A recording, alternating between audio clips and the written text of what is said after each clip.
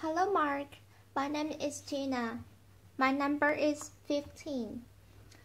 I would like to read subtitles and a transcript from TED. Ruth Chang, How to Make Hard Choices. 3.3 minutes views. June 2014. Think of a hard choice you'll face in the near future. It might be between two careers, artist and accountant, or places to live, the city or the country, or even between two people to marry. You could marry Betty, or you could marry Lolita. Or it might be a choice about whether to have children, to have an ailing parent move in with you, to raise your child in a religion that your partner lives by but leaves you cold, or whether to donate your life savings to charity. Chances are, the hard choice you thought of was something big, something momentous, something that matters to you. Hard choices seem to be occasions for agonizing, hand-wringing, the gnashing of teeth. But I think we've misunderstood hard choices and the role they play in our lives.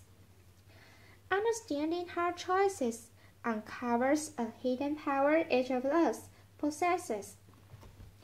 What makes a choice hard is the way the alternatives relate.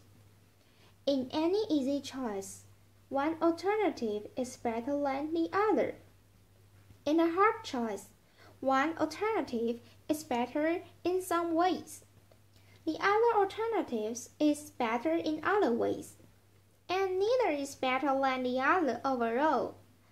You agonize over whether to stay in your current job in a city or uproot your life for more challenging work in a country, because staying is better in some ways, moving is better in others, and neither is better than the other overall.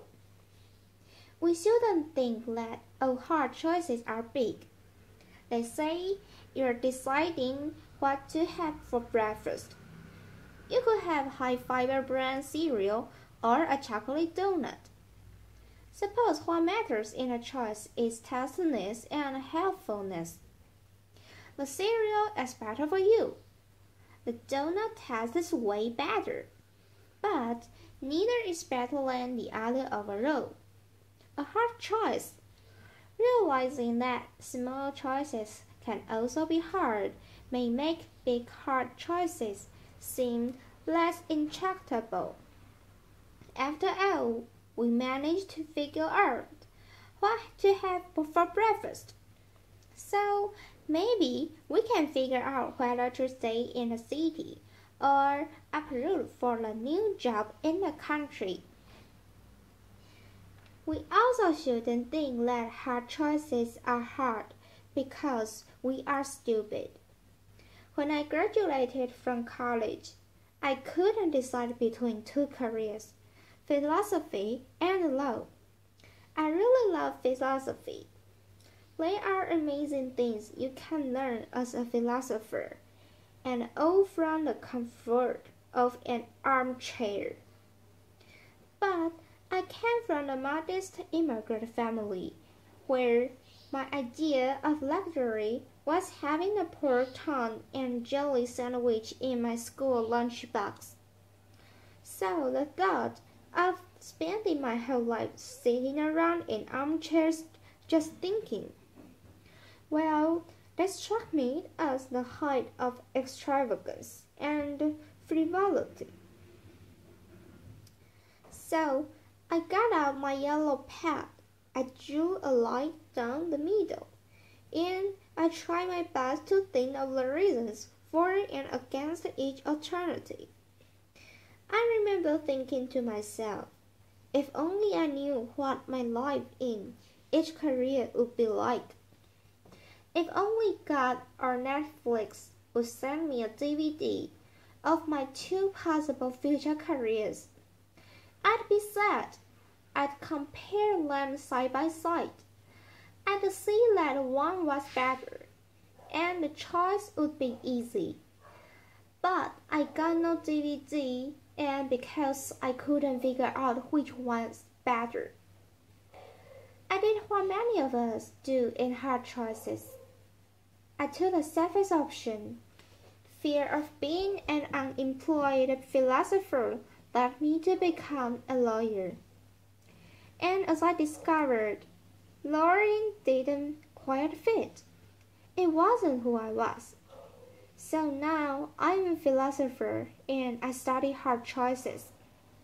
And I can tell you that fear of the unknown, while a common motivational default in dealing with hard choices, rests on a misconception of them. It's a mistake to think that in hard choices, one alternative really is better than the other. But we are too stupid to know which, and since we don't know which, we might as well take the least risky option. Even taking two alternatives side by side with full information, a choice can still be hard. Hard choices are hard not because of us or our ignorance. They are hard because there's no best option. Now, if there's no best option, if the scales don't tip in favor of one alternative over another, then surely the alternatives must be equally good. So, maybe the right thing to say in hard choices is that they are between equally good options. But that can't be right. If alternatives are equally good, you should just flip a coin between them. And it seems a mistake to think. Here's how you should decide between careers, places to live, people to marry. Flip a coin.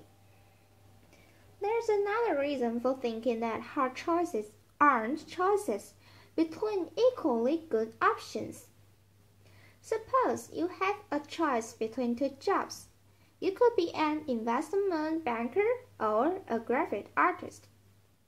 There are a variety of things that matter in such a choice, like the excitement of the work, achieving financial security, having time to raise a family, and so on.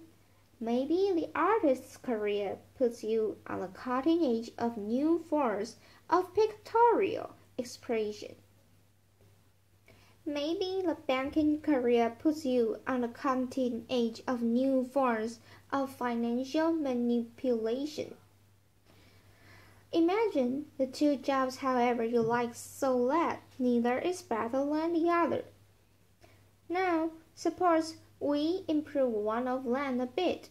Suppose the bank win you and $500 amount to your salary. Does the extra money now make the banking job better than the artist one? Not necessarily.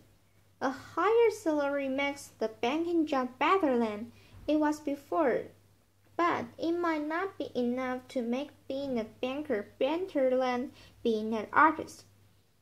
But if an improvement in one of the jobs doesn't make it better than the other, then the two original jobs could not have been equally good.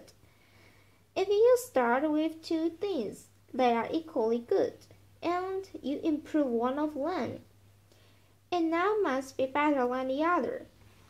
That's not the case with options in hard choices. So now we've got a puzzle. We've got two jobs. Neither is better than the other, nor are they equally good. So how are we supposed to choose? Something seems to have gone wrong here. Maybe the choice itself is problematic, and comparison is impossible. But that can't be right. It's not like we are trying to choose between two things that can be compared. We are weighing the merits of two jobs. After all, not a memories of the number 9 and a plant of fried eggs. A comparison of the overall merits of two jobs is something we can make and one we often do make. I think the puzzle arises because of an unreflective assumption we make about value. We unwittingly assume that values like justice, beauty, kindness are akin to scientific qualities like length, mass, and weight. Take any comparative question not involving value, such as which of two suitcases is heavier. There are only three possibilities. The weight of one is greater, lesser, or equal to the weight of the other. Properties like weight can be represented by real numbers. 1, 2, 3, and so on, and there are only three possible comparisons between any two real numbers. One number is greater, lesser, or equal to the other. Not so with values. As post-enlightenment creatures, we tend to assume that scientific thinking holds the key to everything of importance in our world. But the world of value is different from the world of science. The stuff of the one world can be quantified by real numbers. The stuff of the other world can't. We shouldn't assume that the world of is, of length and weights, has the same structure as the world of ought, of what we should do. So, if what matters to us, a child's delight, the love you have for your partner, can be represented by real numbers, then there's no reason to believe that in choice there are only three possibilities. Then one alternative is better, worse, or equal to the other. We need to introduce a new form of relation beyond being better, worse, or equal. That describes what's going on in hard choices. I like to say like the alternatives are on a par. When alternatives are on a par, it may matter very much which you choose. But one alternative isn't better than the other. Rather, the alternatives are in the same neighborhood of value, in the same league of value, while at the same time being very different in kind of value. That's why the choice is hard. Understanding hard choices in this way uncovers something about ourselves we didn't know. Each of us has the power to create reasons. Imagine a world in which every choice you face is an easy choice. That is, there's always a best alternative. If there's a bad alternative, then that's the one you should choose. Because part of being rational is doing the better thing rather than the worse thing. Choosing what you have most reason to choose. In such a world, we'd have most reason to wear black socks instead of pink socks, to eat cereal instead of donuts, to live in a city rather than the country, to marry Betty instead of Lolita. A world full of only easy choices would enslave us to reasons. When you think about it, it's nice to believe that the reasons given to you dictated that you had the most reason to pursue the exact hobbies you do, to live in the exact house you do, to work at the exact job you do. Instead, you found alternatives that were on a par, hard choices, and you made reasons for yourself to choose that hobby, that house, and that job.